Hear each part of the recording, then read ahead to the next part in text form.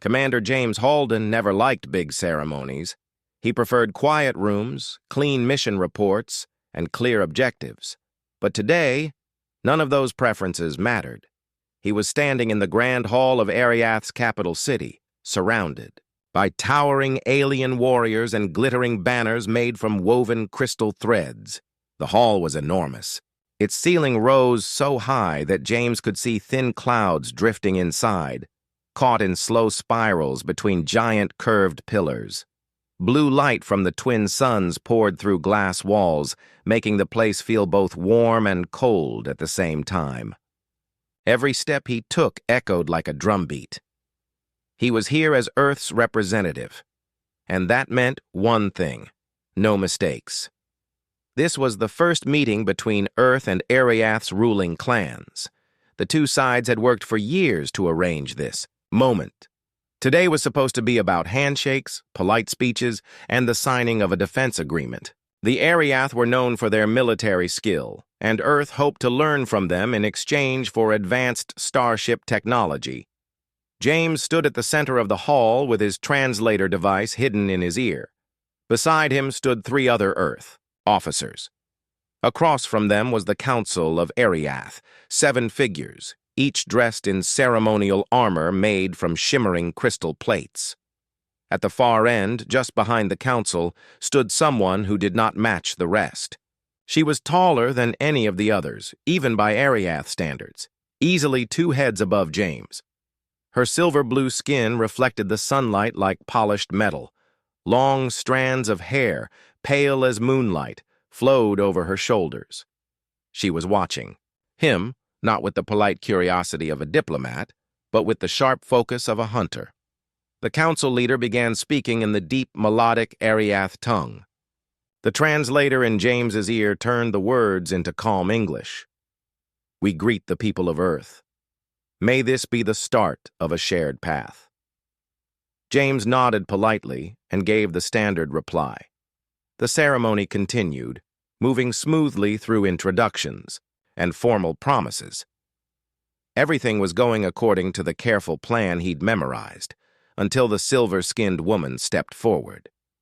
She didn't wait for permission. She simply moved past the council, her steps ringing on the crystal floor. The council members looked startled, but none stopped her. She stopped right in front of James, close enough for him to see faint, glowing patterns on her skin, as if tiny constellations were hidden there. She spoke directly, her voice clear enough to carry across the entire hall without effort.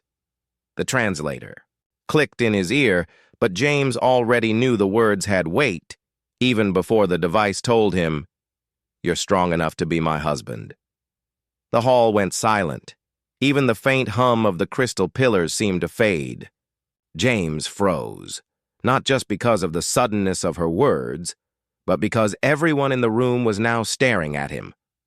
His Earth officers looked like they had just seen a shuttle explode.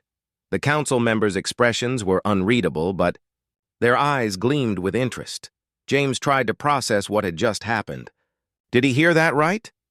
The translator didn't usually make mistakes, but perhaps this was some kind of cultural phrase?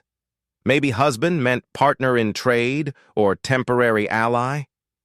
He swallowed, his throat suddenly dry. "Excuse me?" he asked carefully. The woman's eyes, pale gold like sunlight on water, didn't waver. "I am Vera Sol Khan, daughter of the High Warden of the Eastern Territories," she said. "I have seen your actions in the asteroid crisis. You faced danger without fear, and you protected your crew. You are strong enough. I choose you." The translator confirmed each word exactly. No, there was no mistake. James forced a small diplomatic smile, though his mind was racing. In most human cultures, a public marriage proposal from someone you'd never met was surprising. But here, on a planet with traditions he barely understood, this could mean anything, from a personal gesture to a binding political contract. He glanced toward the council leader for help, but the older Ariath only inclined his head slightly as if to say, "Your move, Commander." The silence stretched. Every instinct told James to stay calm, not to reject her outright, at least not without knowing what rejecting her would mean. He had read enough about Ariath society to know they valued public honor above almost everything else. A careless word could damage months of diplomacy. He cleared his throat. "Lady Vera," he began slowly, "I am honored by your words, but I am here as a representative of my people. She cut him off with a small, confident smile. "That is why I choose you." Her statement made the hall stir with murmurs. James could see some council members exchange glances. He could also see, out of the corner of his eye, his second-in-command mouthing something like, "Don't make her angry." He tried again. "This is very sudden. Perhaps we can—" Vera tilted her head, studying him as if she could see through every layer of his thoughts. "Sudden is the way of truth. If I waited, someone else might claim you." That statement made his heart beat faster, not from flattery, but from the realization that this was definitely more than casual. She was serious, and the council was letting it happen. In the back of his mind, 100 questions fought for attention. Was this a personal choice or a political maneuver? Was she doing this for herself or for her clan? What exactly happened in Ariath culture if a proposal was refused?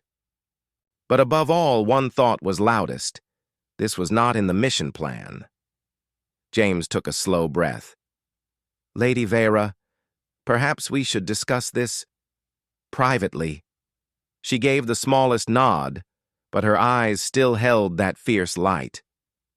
"We will speak. But remember, my words here are not only for you. They are for all to hear. Strength is not hidden." With that, she stepped back, leaving the air around James heavy with unspoken questions. The council leader cleared his throat and smoothly resumed the ceremony, but James barely heard the next few speeches. His mind was spinning.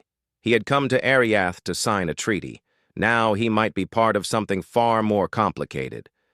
James had faced alien negotiations before, but nothing quite like this. Vera Sol Khan's sudden proposal still echoed in his mind as the ceremony ended. The council dismissed everyone politely, but James could feel eyes on him as he left the hall. His own crew walked in silence until they reached the Earth delegation's guest quarters, a set of crystal-walled rooms high in one of Ariath's great towers.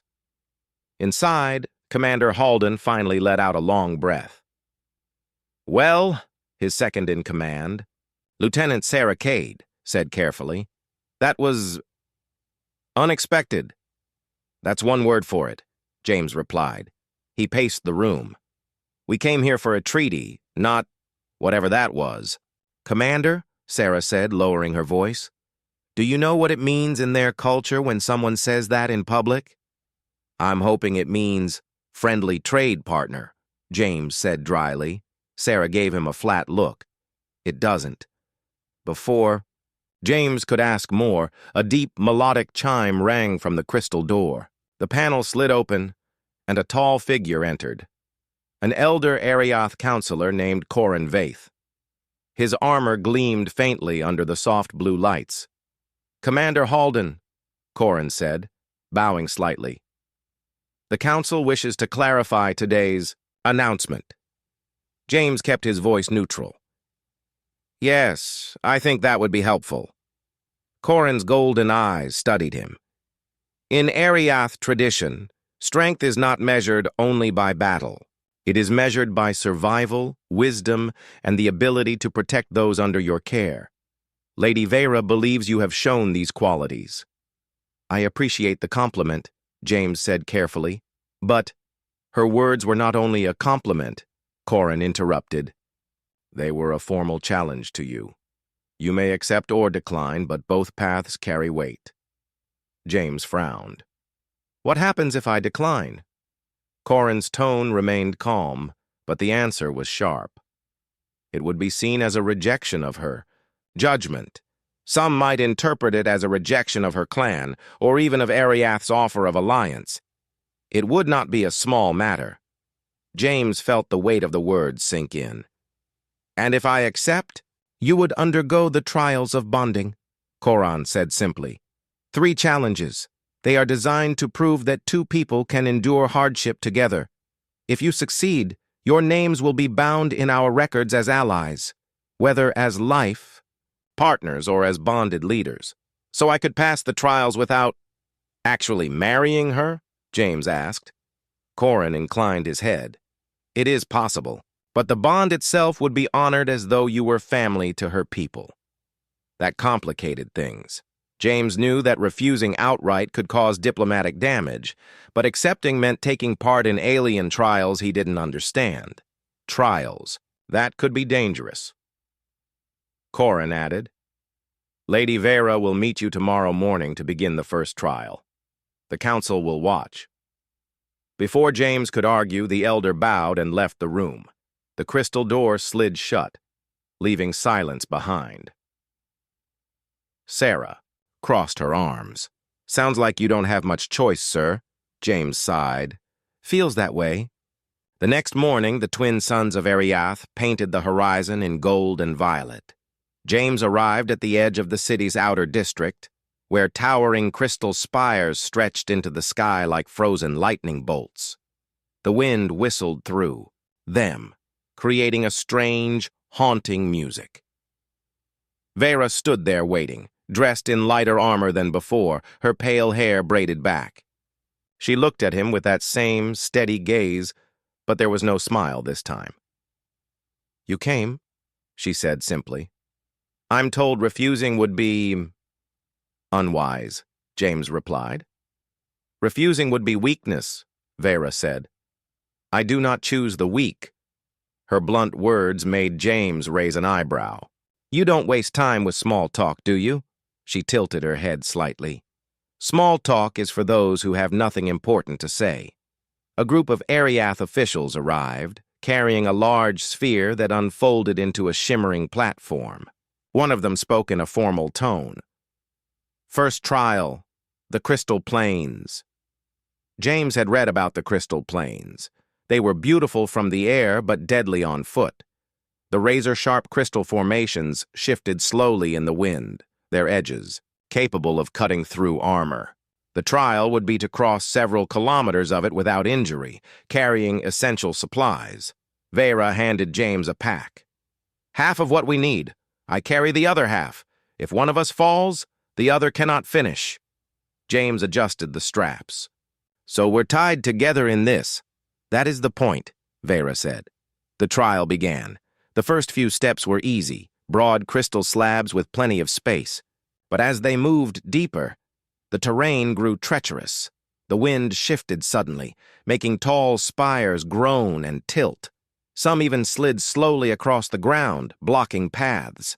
James had to think fast, choosing routes that kept them away from moving formations. At one point, Vera's footing slipped on a thin ridge, and James grabbed her arm, pulling her back before a shard as tall as a tree came crashing down where she'd been standing. "You have quick hands," Vera said, glancing at him. "I prefer to keep my teammates alive," James replied. They pressed on, working together to move supplies and watch for danger. Hours passed, and the plains seemed endless. The constant wind made conversation difficult, but James noticed Vera's pace, steady, unyielding. She didn't complain once, even when sharp edges nicked her armor. Near the end, they faced a narrow pass between 2 towering crystal walls. The wind here was stronger, and the shards above creaked dangerously. James scanned the area and spotted a safer route around, but it would take longer. "Short path or safe path?" he asked. "Safe," Vera said instantly. "Strength is nothing without those you protect." They took the longer route and reached the end of the plains just as the twin suns began to set, painting the crystals in fiery colors. The officials recorded their completion, and one announced, "First trial, completed with full marks." Vera looked at James, her expression unreadable. You think with care, that is strength. James didn't answer right away. He was still trying to understand her. She was fierce, direct, and sometimes cold, but there was more to her than pride. She had chosen the safe path, even if it meant slowing down. That said something. As they walked back toward the city, James wondered if this was only about the trials, or if there was a deeper game being played on Ariath, one that he had just stepped into without realizing it. The next morning, the city of Ariath woke under a soft mist. Crystal towers shone faintly in the early light, their sharp edges glowing like fireflies in the fog. Commander James Halden stood on a high balcony, looking out at the alien city. The first trial had been difficult, but it had also shown him something. Vera Sol Khan was not reckless. She valued survival over speed, and she worked as part of a team. But there were still 2 more trials. A soft chime from the door broke his thoughts. When it slid open, Vera was standing there. She wore light combat gear again, but her hair was loose this time, flowing over her shoulders. "Ready?" she asked. James raised an eyebrow. "I don't even know what today's trial is." "That is the point," Vera replied simply. "The second trial measures adaptability. You must succeed without preparation." James followed her through the twisting streets of Ariath. The city's lower levels were busy with trade, stalls filled, with glowing fabrics, food that steamed in strange colors, and tools shaped from pure crystal. Some citizens bowed to Vera as they passed. Others stared openly at James. Word of the public proposal had clearly spread. They reached an open plaza where the council and several observers were waiting. A ring of smooth crystal marked the trial's starting point. Inside it sat a low metallic pod, half open, revealing 2 seats. Corin Vaith, the elder counselor, stepped forward. "The second trial," he announced, "is the descent. You will travel into the hollow trench and recover the marker stone. Only then will the trial be complete." James had read about the hollow trench in the mission database. It was a deep, winding canyon several kilometers from the city. It was also home to unstable rock shelves, sudden crystal collapses, and dangerous temperature shifts. "2 of you will go," Corin continued. "Return together. Fail alone. And both fail." Vera climbed into the pod without hesitation. "Come, Commander." James slid into the seat beside her. The pod closed with a soft hiss, and a vibration passed through the floor. Then they dropped. The pod moved quickly, sliding down an invisible path carved into the canyon walls. Outside the narrow window, James saw jagged crystal cliffs rushing past, glowing faintly in the dim light. He could feel the temperature dropping. Sci-Fi. Pod stopped abruptly at a ledge halfway down the trench. The doors opened to reveal a narrow path of crystal and rock. In the distance, faint blue lights marked the location of the marker stone. "This looks straightforward enough," James said. "It is not," Vera replied. "The trench changes. Watch the walls." They began moving along the ledge. At first, the path was stable, but soon James noticed cracks forming ahead of them. Large shards broke free from the walls and fell into the shadows below. The sound echoed like thunder. They reached a section where the ledge had collapsed completely.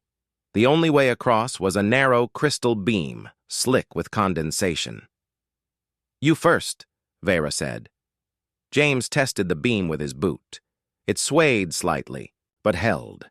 He stepped carefully, focusing on each movement. Halfway across, a deep groan sounded from the wall beside him. "Move!" Vera shouted. James didn't hesitate. He sprinted the last few steps just as a massive shard tore free from the wall, smashing down where he had been seconds earlier. Vera crossed quickly after him, her balance perfect. "Good reflexes," she said. They pressed on. The path wound, downward in a spiral, the air growing colder. James's breath started to fog. Ahead, a faint blue glow pulsed like a heartbeat, the marker stone. It rested in the middle of a flat, open shelf, but between them and the stone was a gap, wide enough that a fall would be fatal. The only possible crossing was a rope bridge, made of crystal cords, swinging gently in the cold wind. James stepped forward, testing the first board. It creaked, but held. "You sure this thing will hold 2 people?" "No," Vera said calmly. "That is part of the trial." They crossed, together, keeping their pace even. Halfway across, James felt the bridge shift violently. Looking down, he saw shards falling into the void. One of the support cords was fraying. "Faster!" James called. They made it across just as the bridge gave way, collapsing into the trench below. Vera didn't even look back. She walked straight to the marker stone and lifted it. "It is heavier than it looks," she said, handing it to James. The stone was oddly warm in his hands, with small glowing veins running through it. They turned to head back, but the collapse of the bridge meant they couldn't return the way they came. "Alternate path?" James asked. Vera nodded toward a narrow tunnel at the far side of the shelf. "It leads upward, but it is not safe." They entered the tunnel, which sloped steeply. The air here was warmer, but the walls glistened with moisture. The sound of water dripped from somewhere ahead. Then James heard something else, a low, rhythmic rumble like distant footsteps. "Do you hear that?" he asked. Vera's eyes narrowed. "The trench is not empty." Before James could ask what she meant, a huge shape moved in the shadows. A creature emerged, its body a mix of stone and crystal, its many legs clicking against the floor. It wasn't attacking yet, but its glowing eyes fixed on the marker stone in James's hands. "Run," Vera said simply. They sprinted up the tunnel, the creature's steps shaking the floor. At one point, the tunnel narrowed so much they had to turn sideways. The creature slammed against the walls, shards raining down. James felt one slice the edge of his sleeve. Finally, they burst out into the open air near the top of the trench. The council's observers were waiting. James and Vera stumbled across the line of the trial area just as the creature reached the edge. It stopped there, glaring at them, before retreating into the shadows. Corin Vaith stepped forward. "Second trial complete." Vera straightened her posture, looking calm despite the chase. "You do not panic," she said to James. "You think and you move. That is why I chose you." James didn't answer. He was still catching his breath, and his mind was turning over the same question again. Was this really about proving they could work together, or was Vera testing him for something much larger? The night after the second trial was quiet, but James Halden could not sleep. He sat at the small desk in his quarters, reviewing the mission reports. Something about today's events bothered him. Not the danger of the hollow trench, but the way the crystal bridge had snapped so easily. It had looked old, yes, but not that fragile. And the frayed rope cords? Too cleanly cut. He leaned back, staring at the ceiling. If it had been an accident, it was a bad one. If it wasn't, then someone had tried to make the trial fail. A soft knock came at the door. James opened it to find Vera standing there. She was still in her light combat gear, though her hair was tied high. "You are awake," she said. "Couldn't sleep," James replied. "Something's not adding up." Vera stepped inside without asking. "You are thinking about the bridge." James raised an eyebrow. "You noticed too?" "I noticed before we crossed," she said, her voice low. "The damage was not caused by wind or time. It was done with tools." James sat forward. "Then someone wanted us to fall." "Who?" Vera's golden eyes were sharp. "There are clans who do not want me to succeed. If I fail the trials, my choice of bond will be judged as unwise. My enemies could use that to weaken my family's position in the council." James crossed his arms. "So this was political from the start?" "Yes," Vera admitted without hesitation. "But not against you. Against me. You are caught in the middle because I chose you. James let out a slow breath. And if they succeed in making you fail, then my clan loses influence, and the treaty with Earth may never be signed. There it was, the bigger picture. James realized now that her proposal in the Grand Hall had been more than personal interest. It had been a shield. By bonding herself to an off-world commander, she made it politically dangerous for her rivals to challenge her openly. But clearly, they were willing to take risks. Before he could reply, the door chimes sounded again. This time it was Lieutenant Sarah Cade, carrying a datapad. "Commander, sorry to interrupt, but I think you'll want to see this." She handed him the device. James tapped the screen. A security recording played, a view from the observation posts near the hollow trench. It showed two hooded figures near the bridge hours before the trial. One was clearly using a crystal-cutting tool. "Do you know them?" James asked Vera. She studied the image. "I know their clan, Kothran. They have long opposed my father's leadership." Sarah frowned. "Commander, if they're willing to sabotage these trials, they might do worse." Vera nodded. "The third trial is the most dangerous. If they interfere, it could kill us both." James set the datapad down. "Then we need to be ready." The following morning, the council gathered in the open training arena, a vast circle of white stone surrounded by high walls. The air was cool, with the twin suns just climbing above the horizon. Koran Vaith stepped forward. "The third and final trial will test your ability to command in battle. This is not a contest of strength, but of leadership." James felt his muscles tense. A battle simulation could be unpredictable, and with saboteurs around, it could turn deadly. The trial began with James and Vera being placed in charge of a mixed team of Earth officers and Ariath warriors. Their goal, defend the arena's central tower from an enemy force, represented by drone machines. The first wave came quickly, small, fast drones firing harmless but bright energy pulses. James directed his team to hold a tight perimeter, while Vera moved among the fighters, reinforcing weak points.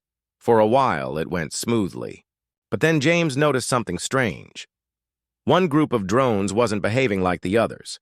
Instead of targeting the tower, they were attacking the fighters directly, aiming at unprotected joints in the armor. The hits wouldn't kill, but they could disable a person, and in a real battle, that would be enough. He scanned the arena's upper wall and saw movement, two figures in dark cloaks, operating a control console that wasn't part of the official trial. "Vera," James called, moving toward her. "We've got interference." She followed his gaze, her expression hardening. "Kothran." James made a quick decision. "You hold the tower. I'll deal with them." He sprinted across the arena, weaving between fighters and drones. The cloaked figures noticed him too late. He vaulted onto the wall with the help of a low ramp and closed the distance. One of the saboteurs reached for a weapon, but James grabbed the control console and yanked the power cable free. The drones attacking the fighters froze mid-strike. The second saboteur tried to run, but Vera had already leapt up onto the wall from the opposite side, moving with speed and precision. She blocked the escape route and forced them back toward. "James, your games are over," she said coldly. The council guards arrived moments later, taking the saboteurs into custody. James jumped down into the arena just as the simulation timer reached 0. The tower was still standing, their fighters still on their feet. Koran Vaith raised his voice. "Final trial. Success."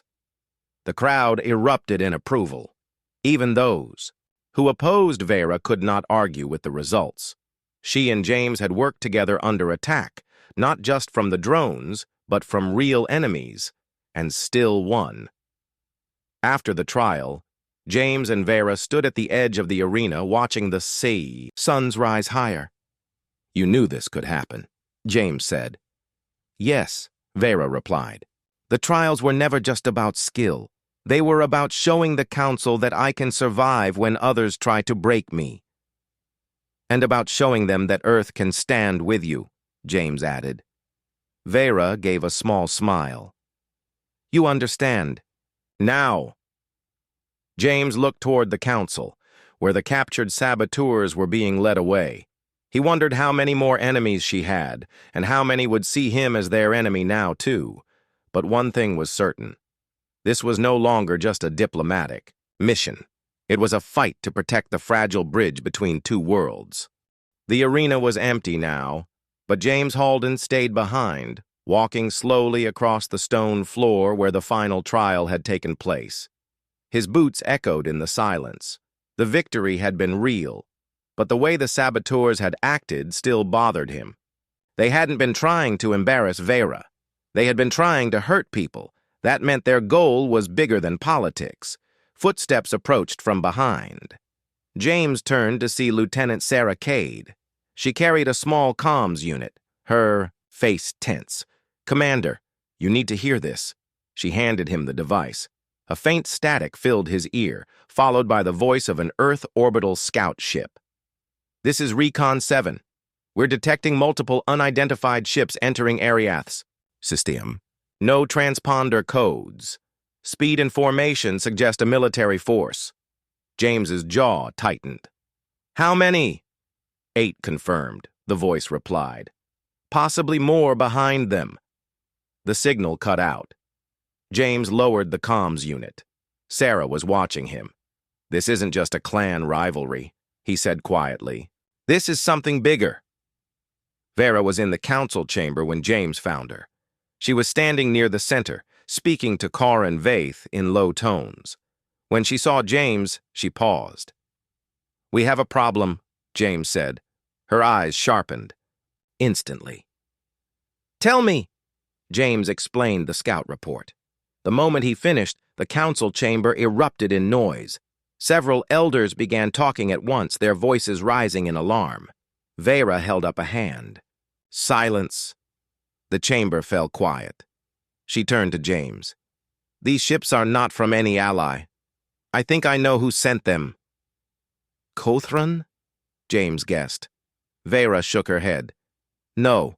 The Kothran may have enemies here, but they do not have fleets. This is the work of the Ver Dominion. James had heard of them, an expansionist alien power from beyond the known trade routes. They were known for absorbing smaller worlds into their control, often using political chaos as the first step. They waited until the trials, Vera continued, because they knew our forces would be scattered for the ceremony. Now they will strike before we can unite. Corin Vaith looked at James. Commander, your fleet is small. Can you fight them? Not alone, James replied. But together, we can. Vera met his eyes. Then we fight together. Within an hour, the city was in motion. Ariath warriors donned their crystal armor, and Earth officers coordinated defense points along the city walls. The sound of engines hummed above as patrol ships took flight. James and Vera stood side by side on the command balcony overlooking the main plaza. A holographic map projected the approaching enemy fleet. They will reach orbit in 30 minutes, Vera said. Then they will try to land ground forces here. James studied the map. We can't let them form a beachhead in the plaza. We need to split their attention. Vera's gaze sharpened. You have a plan. Yes, James said. We make the mock battle from the final trial real. We keep the defense teams in place just like before, but this time we target real enemies. The same formations, same signals. It will feel familiar to our fighters, but deadly to theirs. Vera considered, then nodded. It will work. The enemy ships entered the atmosphere like burning stars, their hulls glowing red from the descent. Anti-air defenses opened fire, streaks of light cutting through the sky. 2 enemy craft went down in flames, crashing beyond the outer walls, but the rest pushed forward. James barked orders into his comms. Sector 3, hold your fire until they're in range. Sector 1, shift to the western gate, now. Vera's voice rang out across the plaza, rallying the Ariath warriors. "Stand your ground! Let them see the strength of our bond!" The first enemy troops landed in heavy drop pods that slammed into the stone streets. The pods opened with mechanical hisses, releasing soldiers in black armor. James moved quickly, directing Earth and Ariath units into coordinated strikes. Energy blasts and crystal blades clashed in bursts of light. The air was filled with the sound of shouting, weapons fire, and the deep rumble of the city's defensive guns. Vera fought near the front, her crystal spear flashing in the sunlight. She moved like water, swift, precise, unstoppable. James stayed close enough to direct support, but not so close as to slow her. At one point, an enemy squad broke through the line toward the command balcony. James intercepted them, using his sidearm to disable two before engaging the third in close combat. Training took over, fast strikes, controlled movements. The enemy went down. Vera glanced over as the last attacker fell. "You fight as if you were born here." "Just doing my part," James replied, catching his breath. Hours passed. The battle spread through the city streets, but the defenders held their ground. Then came the turning point. 2 Earth gunships and 3 Ariath skimmers executed a joint strike against the enemy's central landing craft, destroying it in a blast that shook the plaza. Without their command center, the invading force began to break. Many fled to their drop pods, which were quickly targeted by the city's defenses. The few who tried to keep fighting were surrounded and forced to surrender. Finally, the skies cleared. The last enemy ship fled into the upper atmosphere, chased by Earth fighters. A cheer rose from the plaza, rolling through the streets like thunder. Later, in the council chamber, the victory was made official. The elders praised both Earth and Ariath forces for their courage. Corin Vaith spoke aloud what many were already thinking. This battle was won because of the unity between Commander Halden and Lady Vera. Without their cooperation, Ariath might have fallen today. Vera stepped forward. "I chose him because I saw strength. Today you all saw it too. And not just in battle, in the will to protect what matters." James didn't speak. He simply nodded in thanks. He knew the fight wasn't over. The Dominion might return, and the political tensions in Ariath hadn't vanished. But today had proven one thing.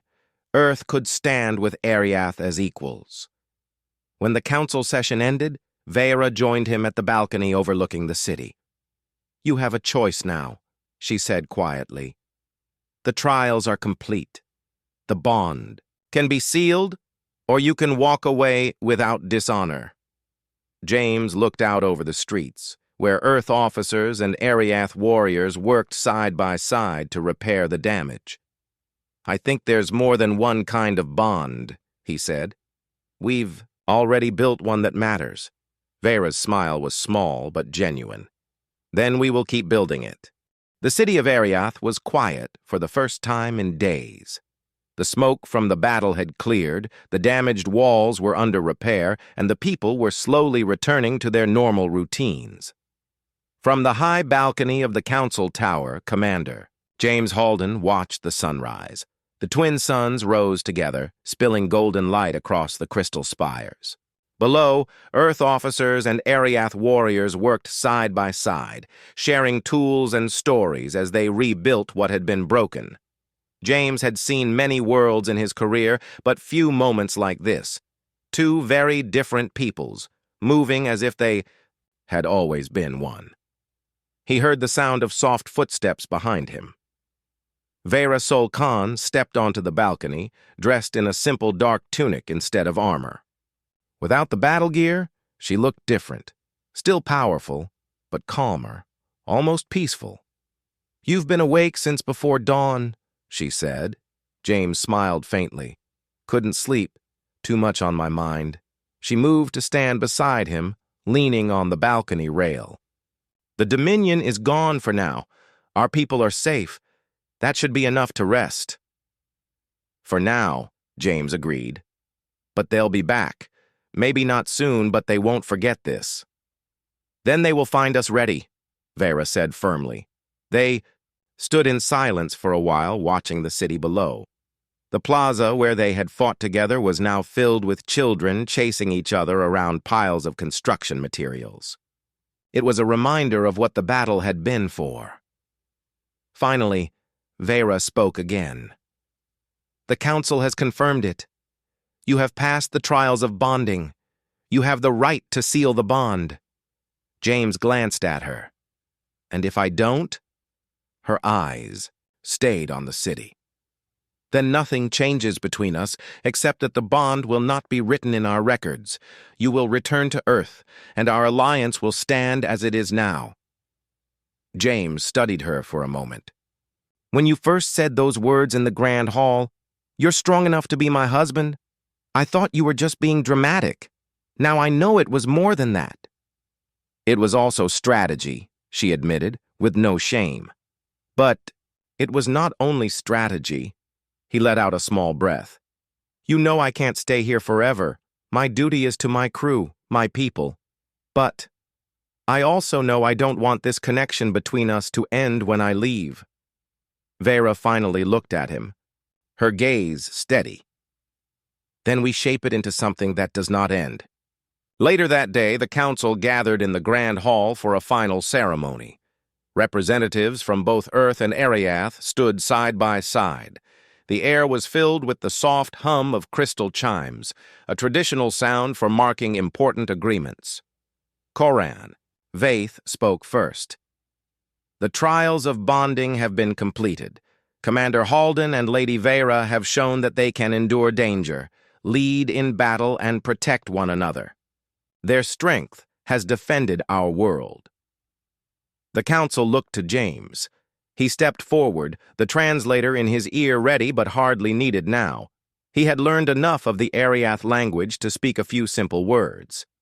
"I stand as an ally," he said clearly, his voice carrying through the hall. "Not as a ruler, not as a subject, but as a partner. Earth and Ariath will walk forward together." The words were simple, but the reaction was powerful. The hall echoed with approval, and the chimes rang louder. Vera stepped up beside him. "Then let it be written, not as husband and wife, but as bonded leaders, friends who will stand together in war and in peace." The ceremony ended, but the day's work was far from over. Plans for joint patrols were drawn up, supply routes were reorganized, and a shared training program was announced for both Earth and Ariath forces. In the afternoon, James walked through the rebuilt sections of the outer wall. Soldiers and civilians alike stopped to greet him, some offering small tokens of thanks, a carved crystal pendant, a strip of cloth dyed in Ariath's royal colors, a piece of metal from the wreckage of a Dominion drop pod. He accepted each gift with quiet gratitude. It wasn't the objects that mattered, but the trust they represented. Near the wall's western gate, he found Vera speaking with a group of young warriors. She was explaining a new joint training schedule, mixing Earth tactics with Ariath fighting styles. The warriors listened closely, nodding.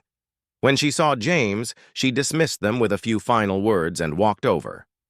"You've been busy collecting souvenirs," she said, noticing the small items in his hands. "They're not souvenirs," James replied. "They're reminders of what we built here." That night, James and Vera met one last time on the balcony. The city was lit with soft blue lanterns, and the stars shone clearly above. "So this is goodbye," James said. "For now," Vera answered. "But bonds do not break just because distance grows." He gave a small smile. "You'll still send messages, right? Of course. And if the Dominion returns, you will hear from me before they take a single step onto our soil." James extended his hand. "To the bond, then, in whatever form it takes." Vera clasped his hand firmly. "To the bond." They stood there for a moment, two leaders from different worlds, united not by titles but by choice. Somewhere far away, the Dominion might be planning their next move, but here, in this moment, the future felt strong.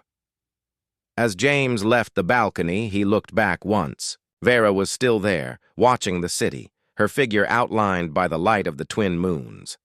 He knew she would guard her people fiercely, and he knew, without a doubt, that if the call came, he would return.